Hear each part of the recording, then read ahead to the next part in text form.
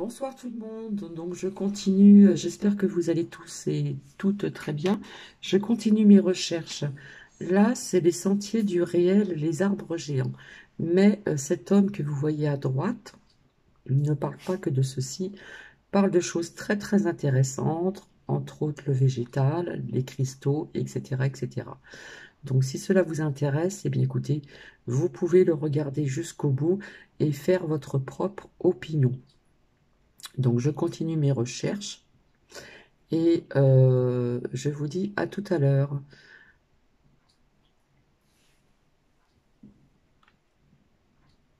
Sur Internet, vous avez sur les moteurs de recherche sur l'hydrogène, vous allez comprendre, parce qu'on a essayé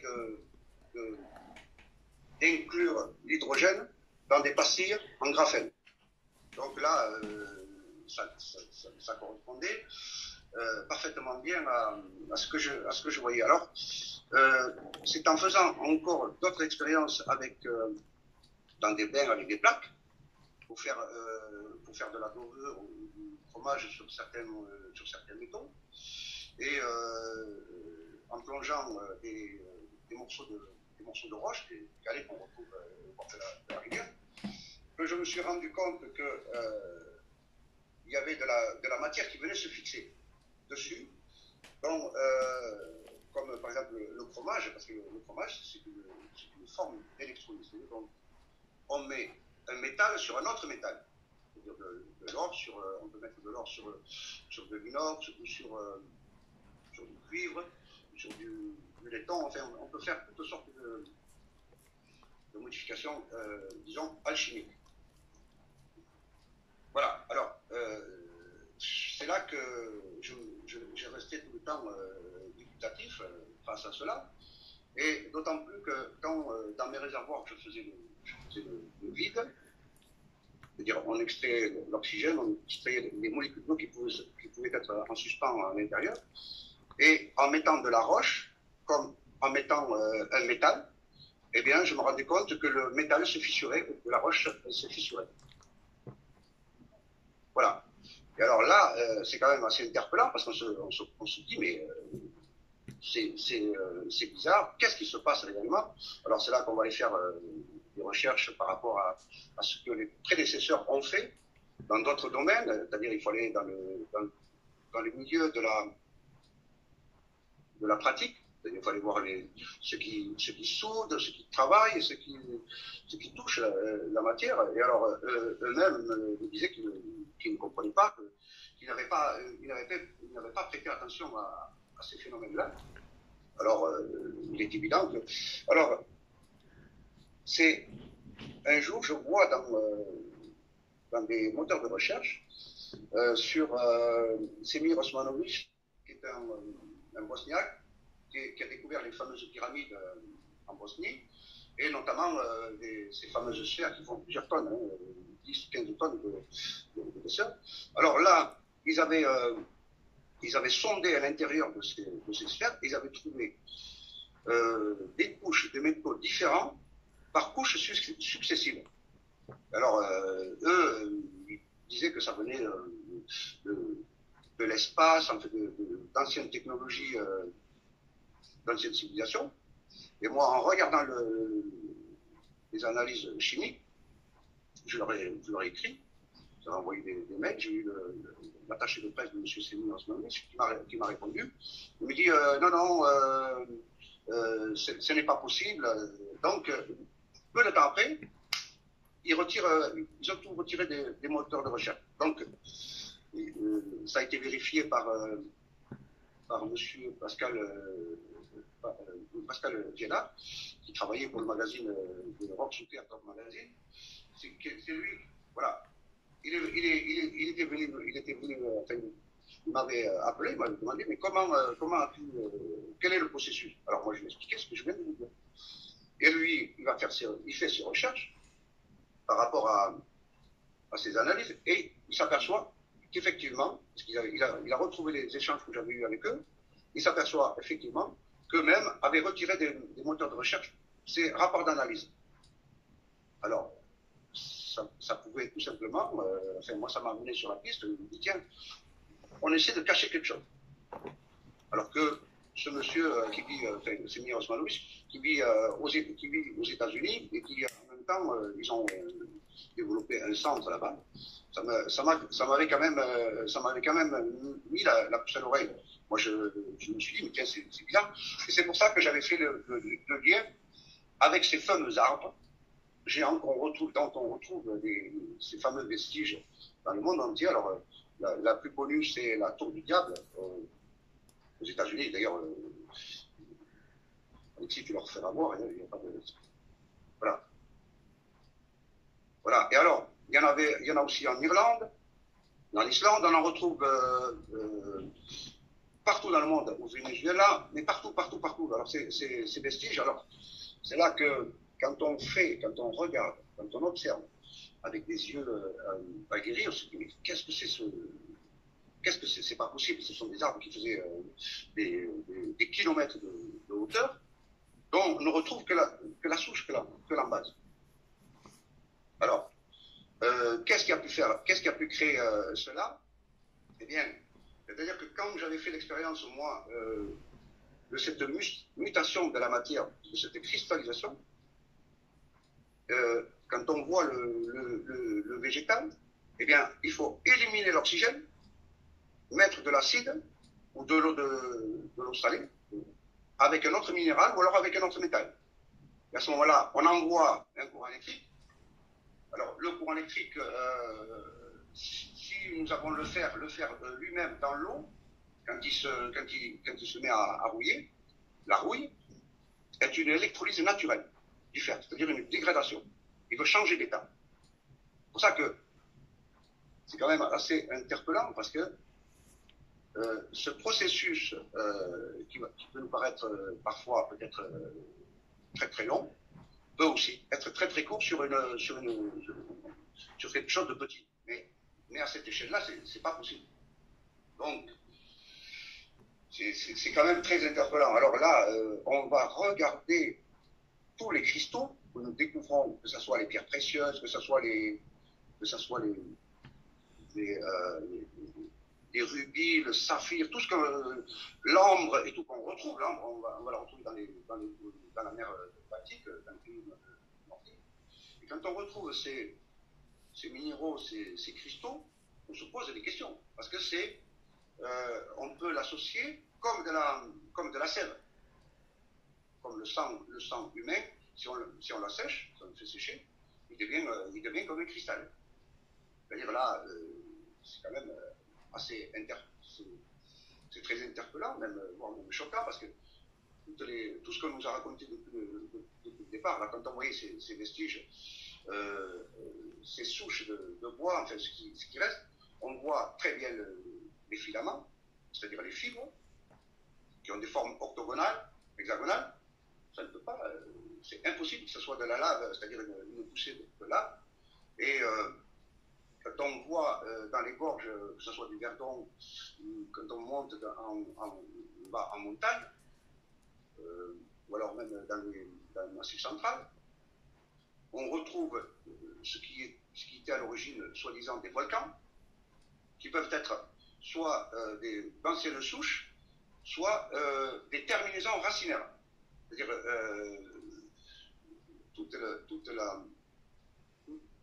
le massif central.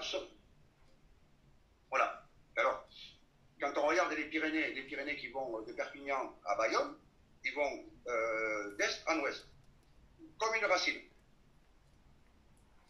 Comme une racine qui a été usée par le temps, qui a pu subir des impacts de foudre à la longue, parce que si on imagine dans des temps très reculés, très très anciens, une atmosphère chargée en électricité avec des pluies torrentielles, des impacts de foudre. D'ailleurs, je vous en parlerai un peu plus tard par rapport à la foudre, parce que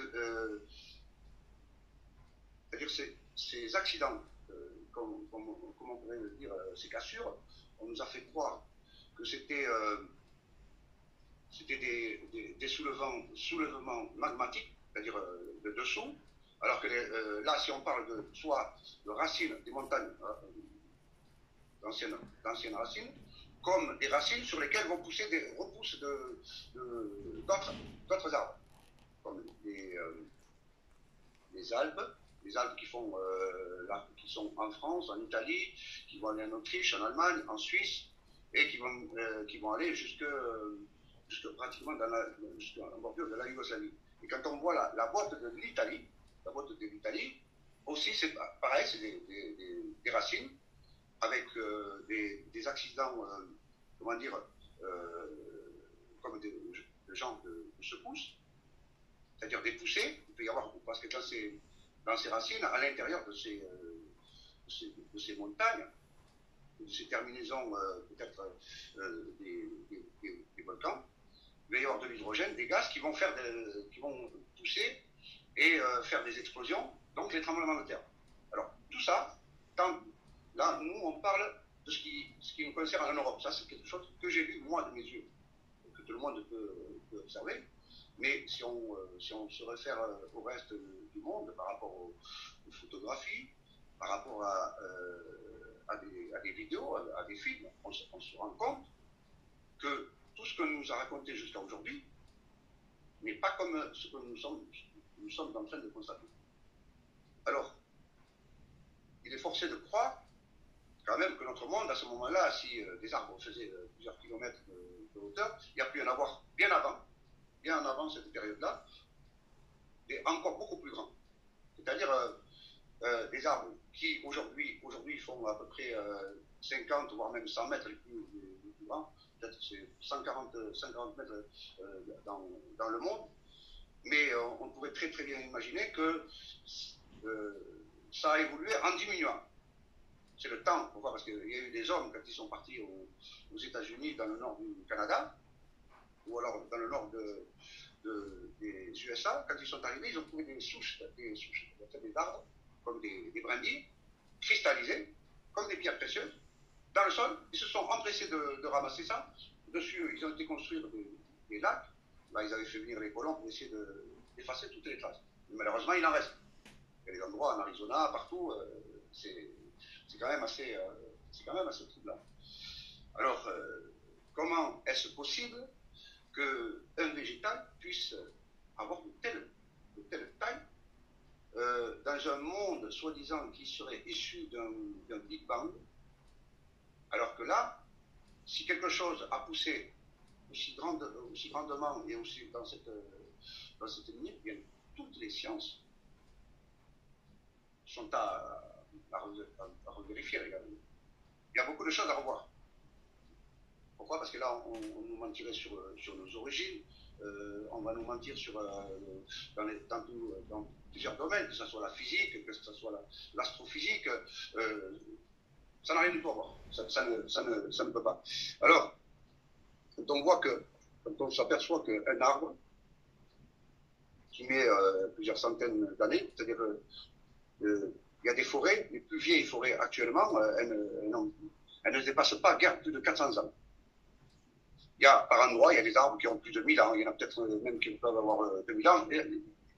Ce n'est pas un problème. Mais par contre, on voit que tout ce qui est autour de nous a l'air d'être très très très proche de notre période, de notre époque.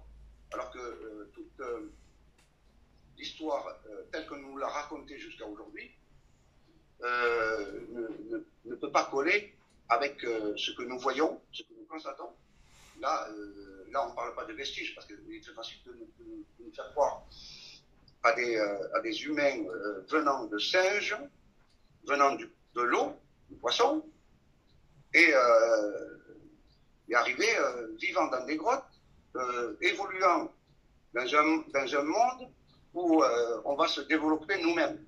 C'est-à-dire essayer de chercher, essayer de comprendre, mais là l'histoire des arbres géants qui font des montagnes, qui sont cette matière qui va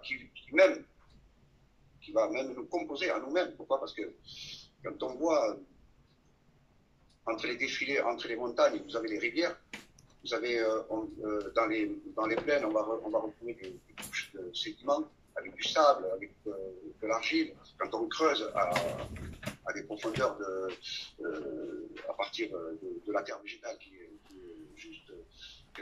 1 mètre, et après en dessous, c'est du sable, c'est des gros galets, et sur plusieurs dizaines de mètres de profondeur, des galets parfaitement arrondis. Alors, nous, on nous a dit que c'était des soulèvements, qu'il y avait des océans, fort possible, il y a peu. Il peut y avoir des soulèvements, il peut y avoir eu un océan, mais pour faire descendre un caillou depuis la montagne et l'amener à 50 km plus loin, et sur des couches astronomiques, qu'est-ce qui a fait que ça soit lessivé? C'est l'eau, c'est les intempéries, c'est les impacts de foudre dans la montagne. C'est-à-dire la foudre qui serait issue de nuages chargés électriquement, c'est-à-dire un nuage deviendrait un condensateur, qui va, au moment pour se décharger, il va repasser dans l'atmosphère, c'est-à-dire revenir vers le sol.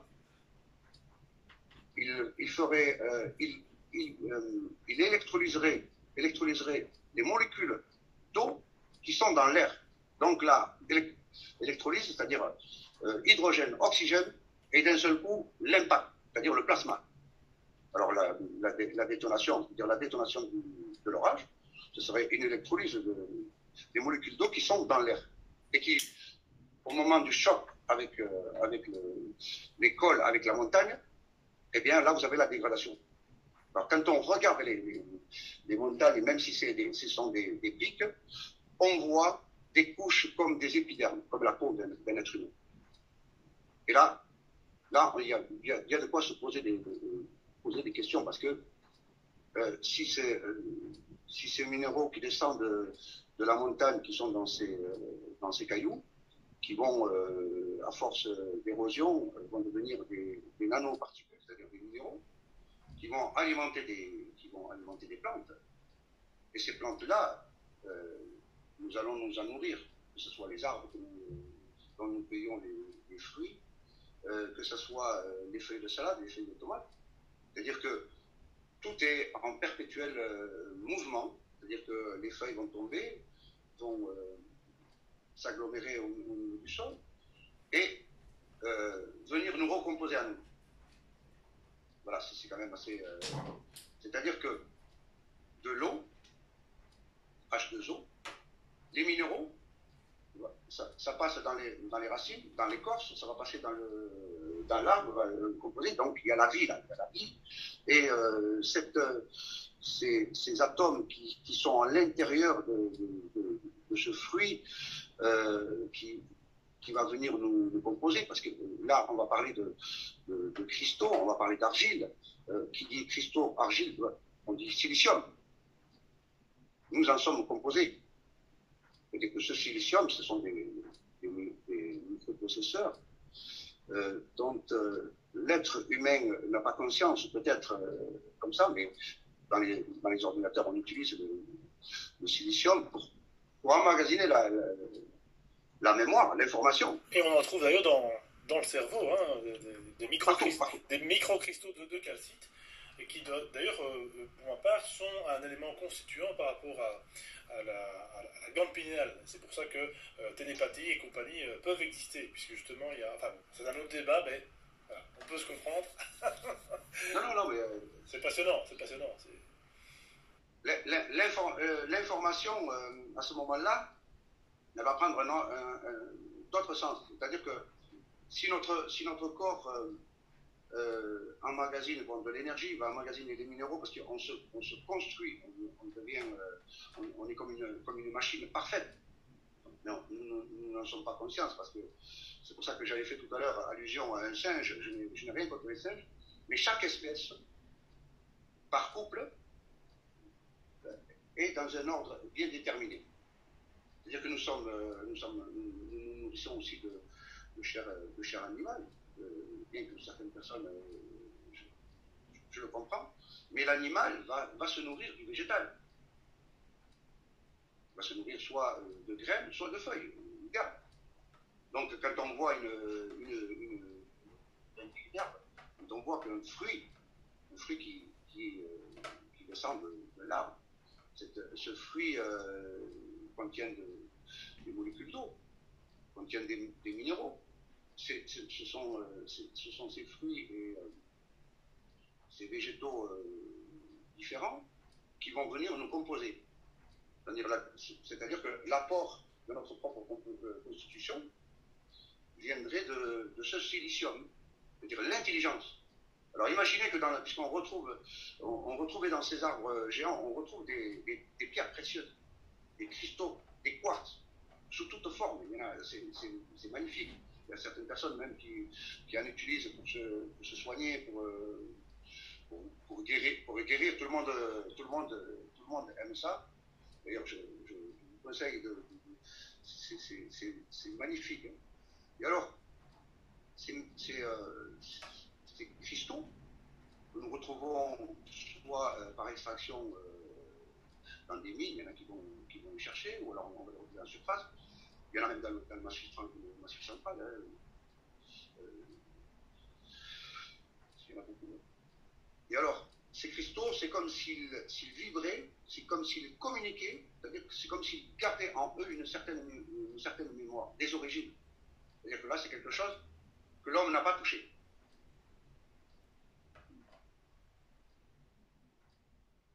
L'information originale.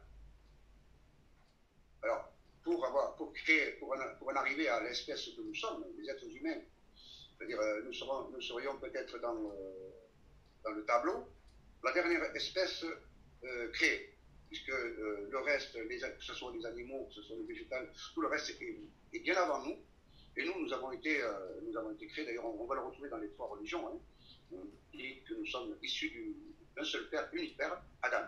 Nous avons été créés de terre et d'argile. La terre, l'argile, c'est-à-dire la vie, l'argile c'est quoi? C'est le silicium, l'intelligence. Donc, il y a l'eau, le végétal, qui va donner le minéral, et le silicium, et donc, après, le vivant, et nous ensuite. Mais nous avons une conscience, une intelligence. C'est-à-dire que nous sommes l'espèce qui est capable de se déplacer, capable de réfléchir, capable d'avoir de l'empathie comme les animaux, mais d'une manière différente. Mais nous pouvons interagir d'une manière beaucoup plus équilibrée si nous étions équilibrés, si nous étions en mesure de comprendre qui nous sommes et sur quoi nous vivons. C'est-à-dire nous faisons partie d'un tout que nous n'avons peut-être pas su, peut-être qu'on nous a menti là-dessus, certainement qu'on nous aura menti même sur nos origines. Et quand on découvre cette histoire de végétaux dans le gigantisme, ces minéraux qui nous composent, automatiquement on revient vers l'eau H2O, et cet hydrogène qui traverse la matière, qui va la muter, c'est-à-dire qu'il y a une intelligence qui s'opère là-dedans. Et cette intelligence va donner un être ou des êtres vivant dans un monde comme un paradis. Où passe l'information, si ce n'est dans l'origine qui est l'eau, qui va créer le végétal, qui va créer la matière, dont nous-mêmes nous allons être issus.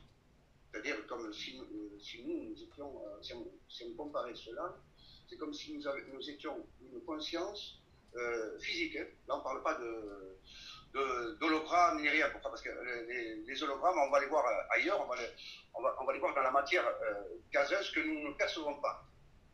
C'est-à-dire que l'air, si on retire les molécules d'eau, on va trouver plusieurs gaz dans l'air, mais l'oxygène, on ne peut le voir que si on le liquéfie, c'est-à-dire à moins 196 degrés.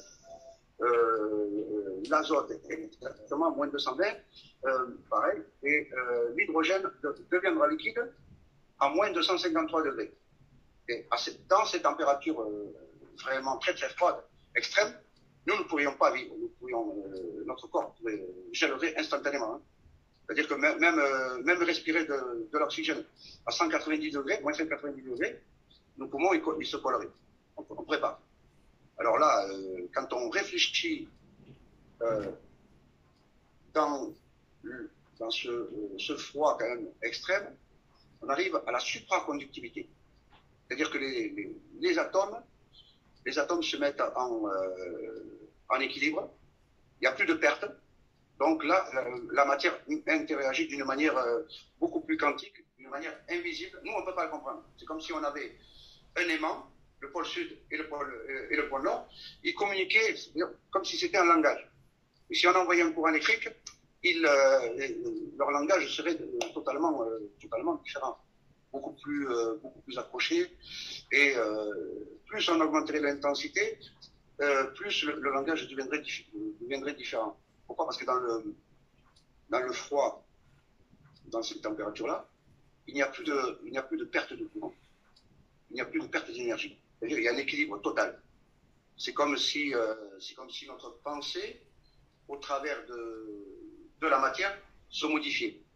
C'est comme l'histoire du petit poussin avec le fameux robot. Je ne sais pas si tu l'avais vu, la vidéo. Oui. C'est-à-dire l'automate. Oui. La matière influence l'esprit et l'esprit influence la matière. C'est-à-dire qu'il y a une...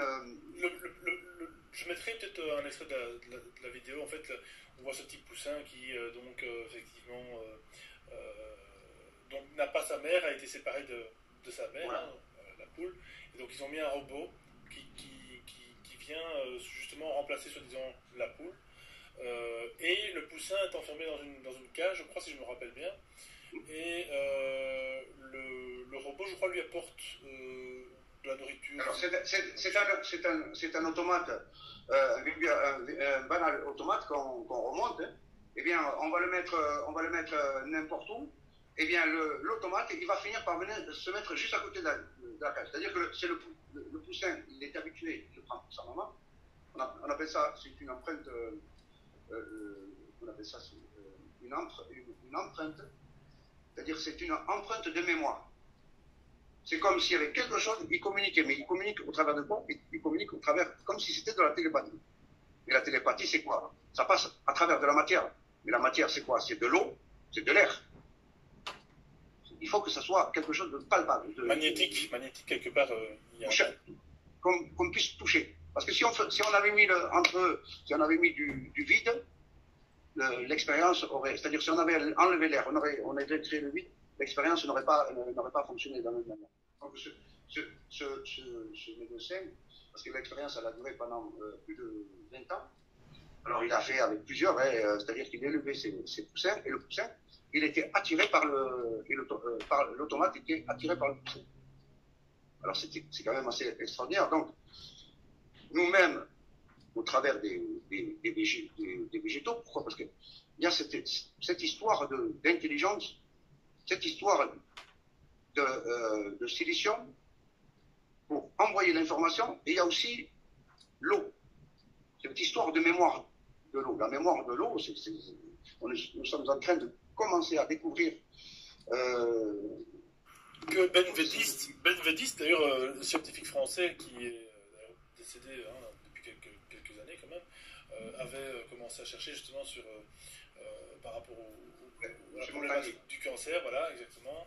Puis il y a eu, entre parenthèses, après le japonais, Masaru Emoto, voilà, qui avait fait faire quelques expériences, parce que c'est pas lui qui les faisait en fait. Et il faisait faire des expériences avec ces fameux cristaux dont tout le monde connaît, je crois maintenant les photos. C'est vraiment, voilà.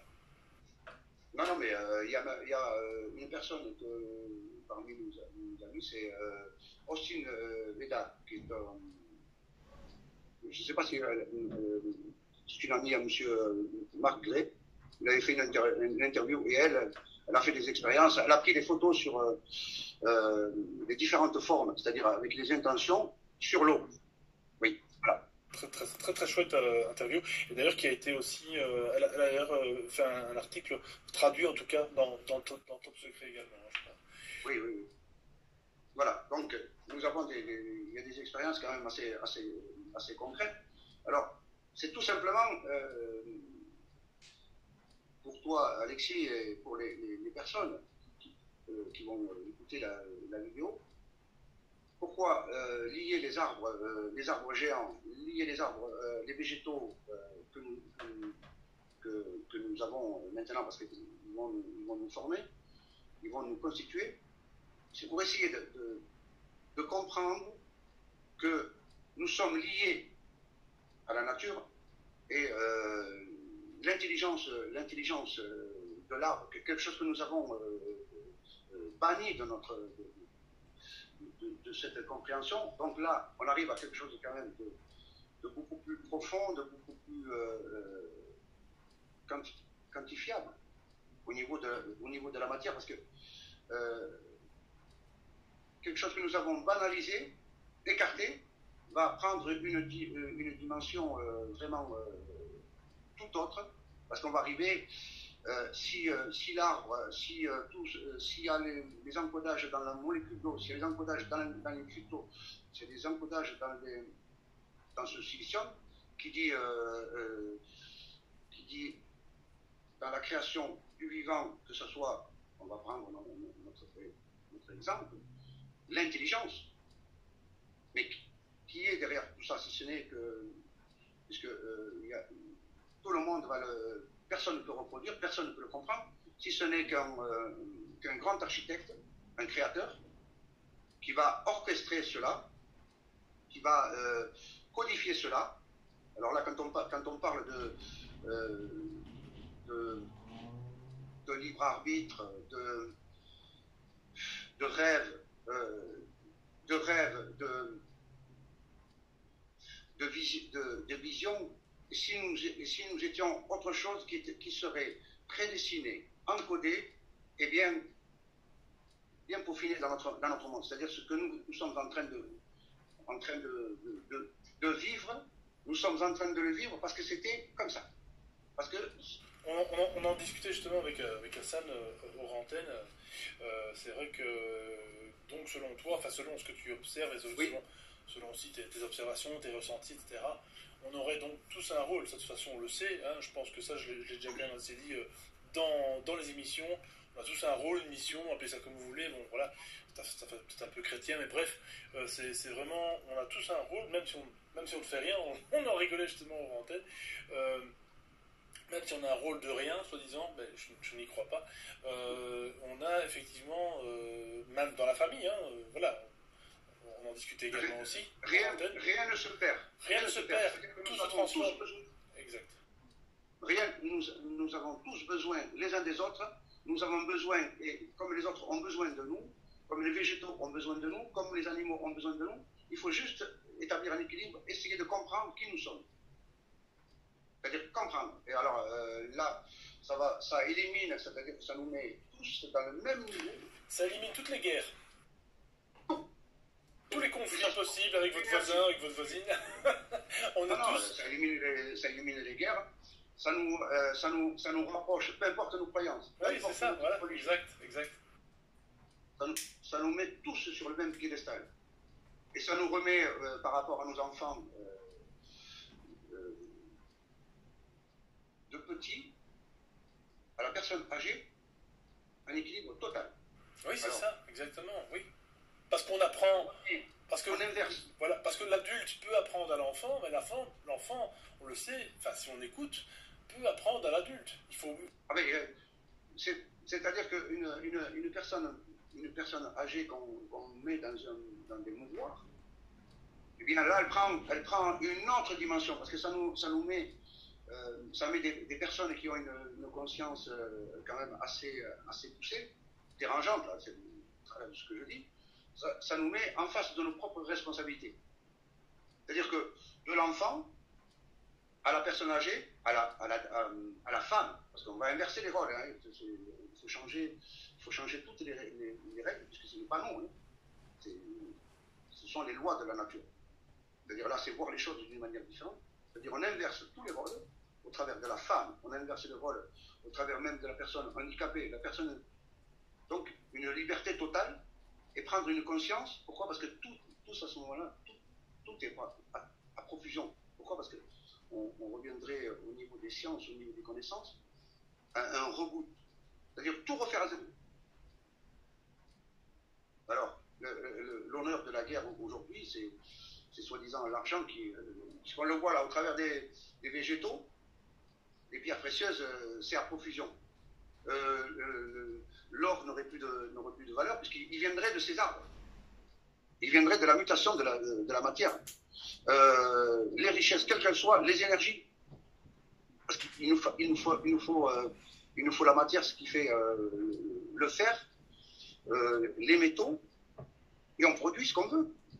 Puisqu'on remet en question toutes les technologies, plus de mensonges.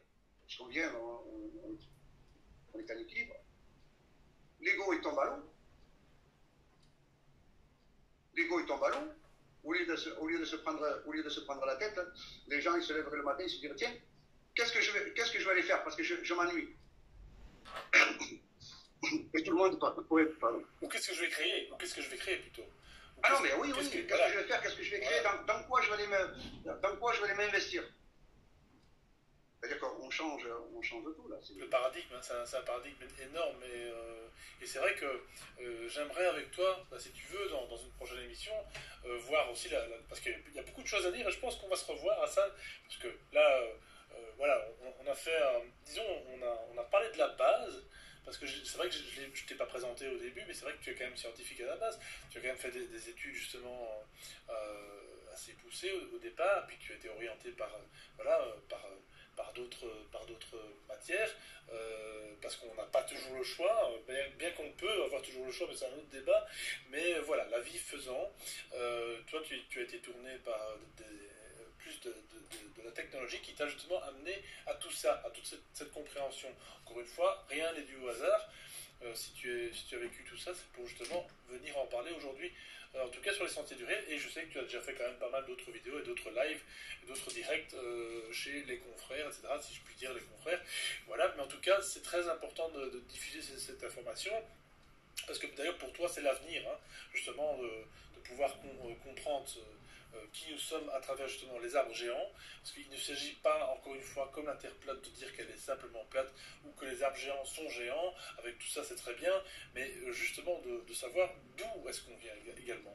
Donc c'est ça qui va peut-être faire sans doute l'objet d'une prochaine émission, parce que moi j'ai 1000 questions, bien entendu, les auditeurs aussi ont 1000 questions, les arbres géants, alors qui c'est qui les a coupés?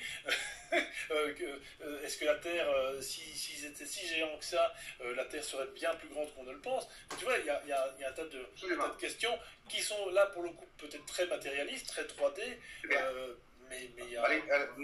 Alexis, pour répondre, parce que là il y a beaucoup de questions en même temps. Non, mais on aura l'occasion d'en débattre ultérieurement. Alors, qui a pu les couper?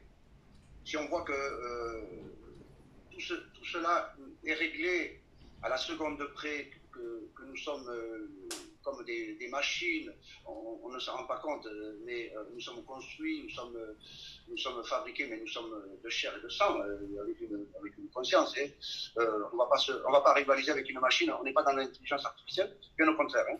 C'est-à-dire que ce sera toujours l'homme qui aura le contrôle sur la machine. Quel que soit le robot, c'est l'homme. Je l'espère, Hassan, j'espère.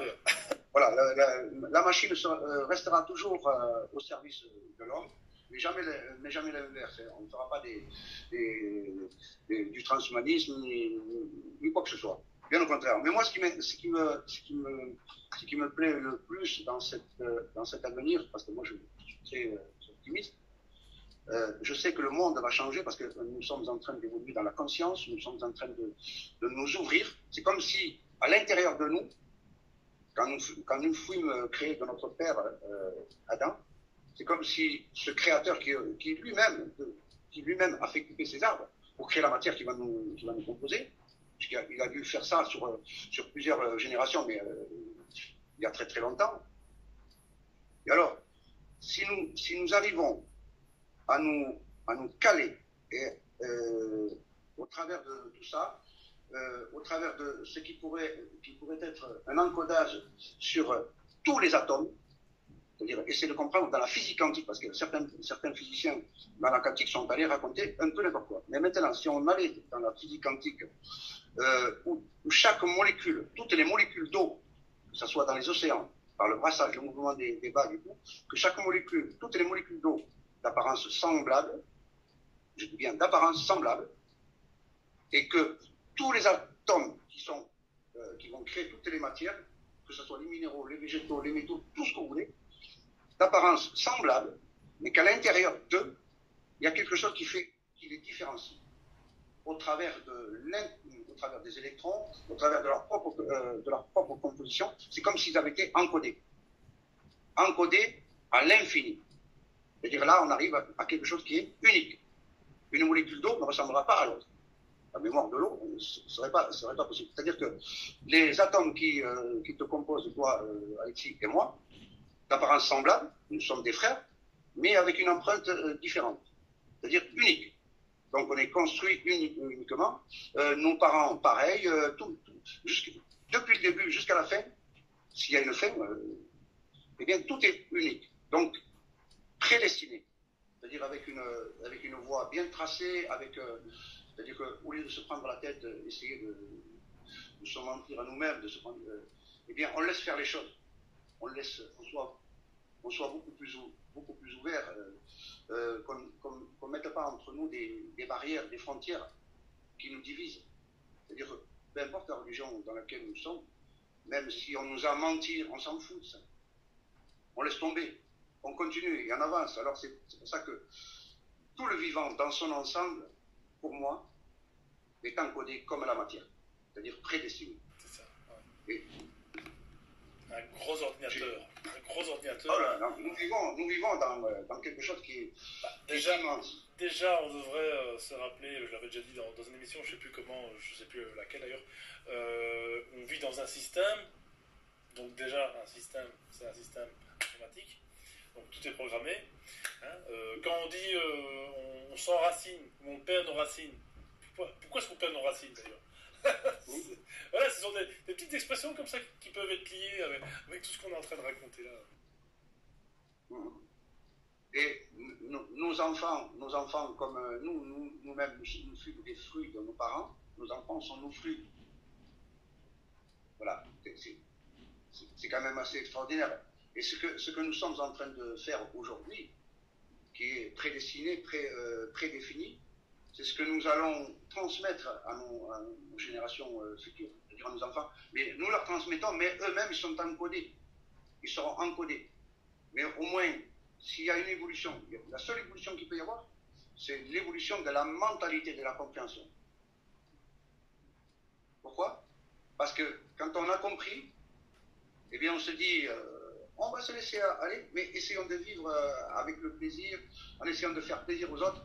Donc le libre arbitre ne serait que là. Après le reste, si nous faisons dans un plan horizontal et vertical, si nous faisons tout le temps juste, nous tomberions dans cet électron, c'est-à-dire la particule qui apparaîtra que là où elle doit apparaître. Même si nous pensions qu'elle va apparaître à droite ou à gauche, mais elle apparaîtra que là où elle devait apparaître. C'est-à-dire que là où il avait prédestiné, à partir du moment où nous tombons juste, nous avons gagné.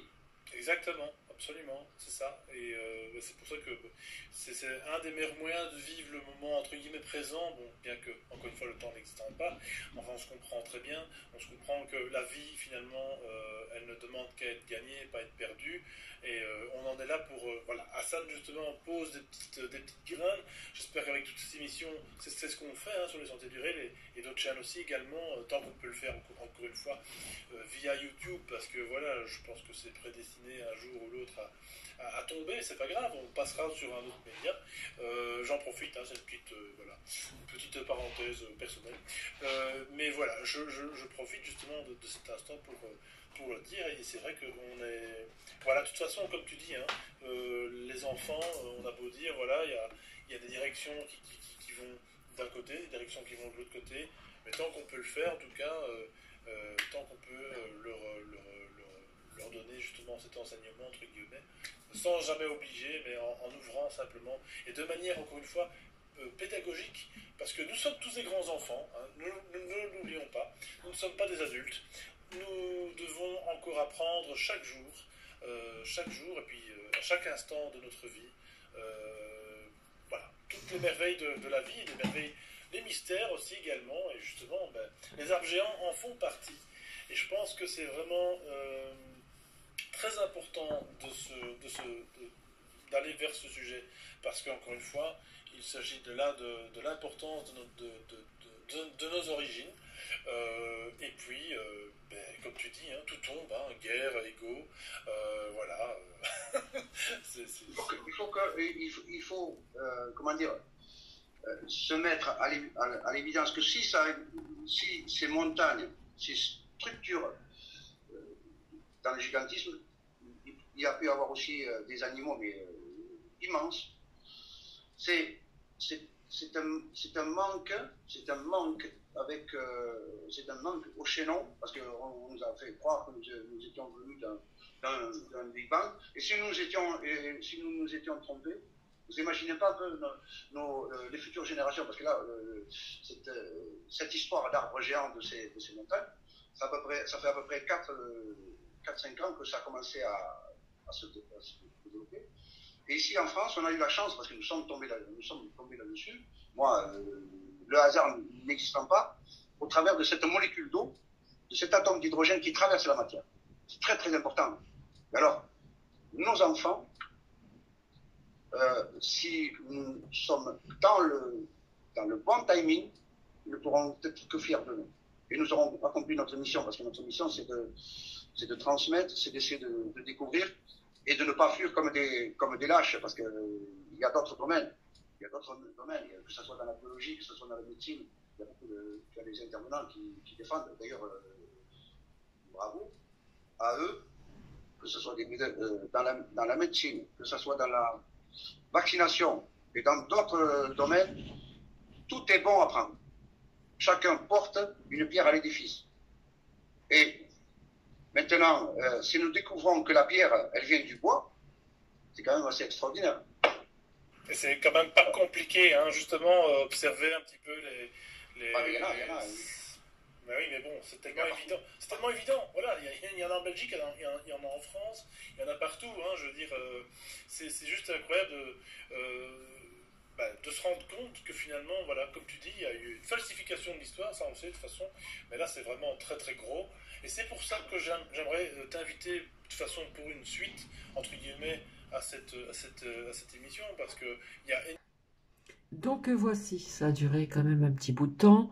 Donc on en prend et on en laisse. Donc ça fait partie de la continuation,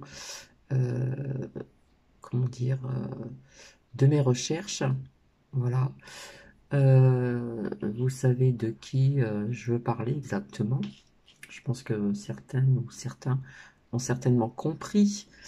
Il y a des mots-clés encore dedans, on nous a menti, etc., etc. Voilà, on parle beaucoup des végétaux, des cristaux, des choses quand même assez intéressantes aussi. Donc vous prenez ce qui résonne en vous et vous lâchez prise sur ce qui ne résonne pas en vous. En ce qui concerne la médecine et la vax, j'adhère pas, personnellement. Voilà, donc j'ai trouvé que c'était intéressant, les sentiers du réel, les arbres géants, et vous avez vu que dans ce documentaire, on parle de beaucoup de conscience, etc., etc., etc. Je vais vous laisser, je vous souhaite une agréable soirée. C'est vrai que je devais revenir pour faire parler les oracles, mais on verra ça plus tard, c'est le week-end. Je vous embrasse et je vous dis à très bientôt. Bisous, bisous.